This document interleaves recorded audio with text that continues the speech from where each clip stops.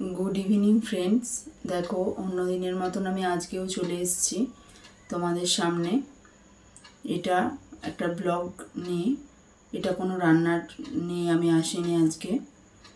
তো বন্ধুরা, আজকে হচ্ছে নীল ষষ্ঠী, আর দুটো দিন পরেই আমাদের বাঙালিদের নতুন বছর শুরু হবে, পয়লা বৈশাখ। তো সকলকে পয়লা বৈশাখের আগাম শুভেচ্ছা জানিয়ে আজকে আমার এই ভিডিওটা আমি শুরু করছি। তো প্রথমেই বলি, আমার চ্যানেলে তোমাদের সকলকে স্বাগত জানাই। তোমরা নিশ্চয়ই ভালো আছো, আর আমিও ভালো আছি।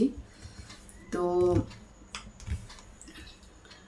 আজকে সন্ধ্যের বেলা আমি একটু কাজকর্ম, একটু কেনাকাটা করার জন্য গিয়েছিলাম, বাইরে কেনাকাটার জন্য গিয়েছিলাম।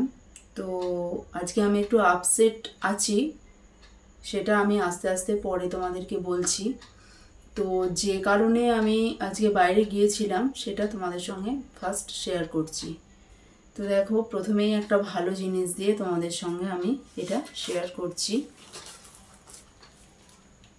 নিশ্চয়ই বুঝতে পারছো এটা কি। এই প্রচণ্ড গরমে এটা সবাই খায়, তো আমি বাড়িতে বানাবো বলে এটা কিনে নিয়ে চলে এসেছি। আর কালকে হচ্ছে চৈত্র মাসের শেষ দিন, তো সেই জন্য পুজোর জন্য কিছু জিনিসপত্র আমি কিনে নিয়ে এসেছি। তো সেইগুলো তোমাদের সঙ্গে শেয়ার করছি। এর আগের দিন তোমাদের সঙ্গে অনেক কিছু শেয়ার করেছিলাম, অনেক কিছু কেনাকাটা করেছি। তার মধ্যে ফুলমালাটা শেয়ার করতে ভুলে গেছিলাম, তো একটু ফুলমালা কিনে নিয়ে চলে এসেছি। এটা হচ্ছে জবের ছাতু, এটা হচ্ছে ছোলার ছাতু প্যাকেট,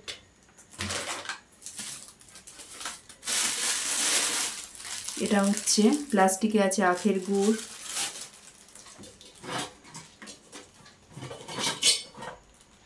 আর এটা আছে ছোলা, কৌটোর মধ্যে ঢেলে রেখে দিয়েছি। এগুলো সব কটা কালকে ঠাকুর ঘরের জন্য লাগবে। তো এই কেনাকাটাগুলো করার জন্য আমি গেছিলাম, আর গেছিলাম মায়ের কিছু ওষুধপত্র কিনতে। তো ওষুধপত্রগুলো আমি আর দেখাচ্ছি না, ওষুধপত্রগুলো মায়ের ঘরে আমি রেখে চলে এসেছি।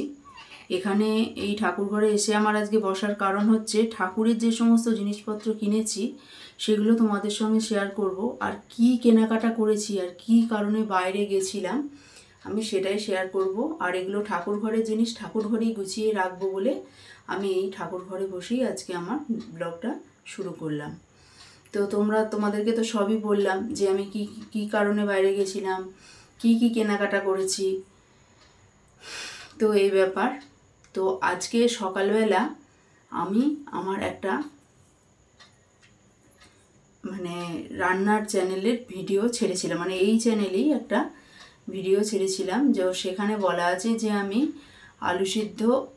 আলু উচ্ছে সিদ্ধ ভাত আর এঁচোড়ের তরকারি বানিয়েছিলাম। তো একজন দিদি আমাকে একটা কমেন্ট করেছেন যে আমার নাকি রান্না না করেই খাওয়া দাওয়া হয়ে গেল।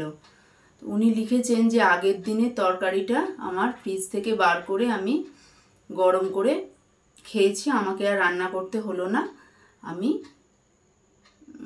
রান্না না করেই আমার পরের দিনটা খাওয়া হয়ে গেল। তো সেই দিদিকে আমি বলছি যে দিদি, আমার কাঁচা এঁচোড়টা কেটে ফ্রিজে রাখা ছিল, ওটা তরকারি বানানো ছিল না।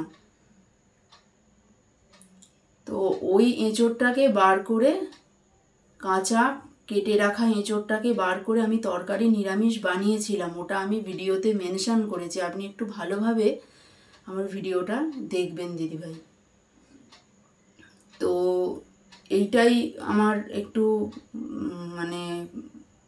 ঠিক আপসেট না, একটু যেন কেমন আমার মনে হলো। আমি ওই কারণেই মেনশন করে দিলাম বিষয়টা, যে আমার আগের দিনের করে রাখা তরকারিটা ফ্রিজের মধ্যে ছিল না, আমার কেটে রাখা এঁচোড়টা ফ্রিজের মধ্যে রেখে দিয়েছিলাম। অনেকটাই গরম পড়ে গেছে। ওই কেটে রাখা এঁচোড়টাকে বাইরে যদি ভিজে কাপড় চাপা দিয়ে রেখে দিই, মাছি বসে, অনেক সময় অনেক কিছু ওর মধ্যে পোকামাকড় উঠেও পড়ে, তো সেই কারণেই ওটা ফ্রিজের মধ্যে রাখা। তো ওই কাঁচা এঁচোড়টাকে কেটে আমি ফ্রিজের মধ্যে রেখে দিয়েছিলাম, ওটা তরকারি বানিয়ে আমি রেখে দিইনি দিদিভাই।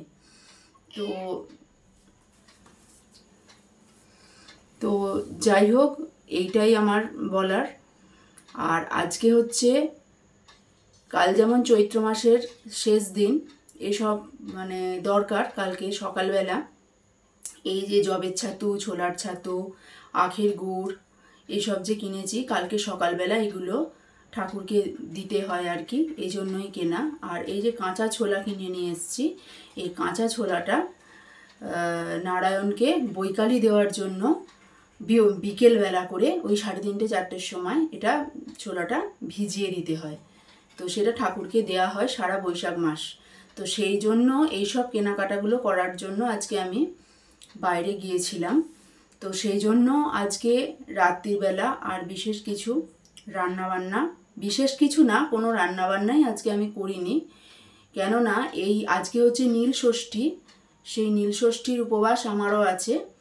তো আমি এই গরমের মধ্যে ওইরকমভাবে ময়দা খেতে পারি না, তো সেই জন্য একটু মিষ্টি নিয়ে এসছি, সেই মিষ্টিটাই খাবো, ওইটাই আমার আজকেকার খাদ্য। তো সেই জন্য আজকে কোনো রান্নাবান্না করিনি।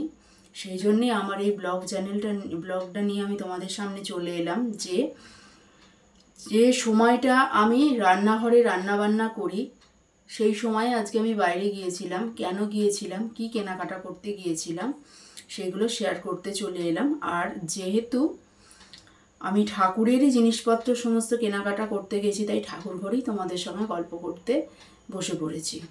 সো বন্ধুরা, আমার বক আজ এটুকুই। আমি আর ভিডিওটাকে বেশি দীর্ঘ করব না। এর পরবর্তী কোনো ভিডিওতে কোনো রান্না নিয়ে অথবা কোনো ব্লগ চ্যানেল নিয়ে আমি তোমাদের সামনে আবার চলে আসব। ততক্ষণের জন্য টাটা বন্ধুরা, তোমরা সবাই সুস্থ থাকবে, ভালো থাকবে। Thanks for watching to my video and thank you and good night. টাটা বন্ধুরা।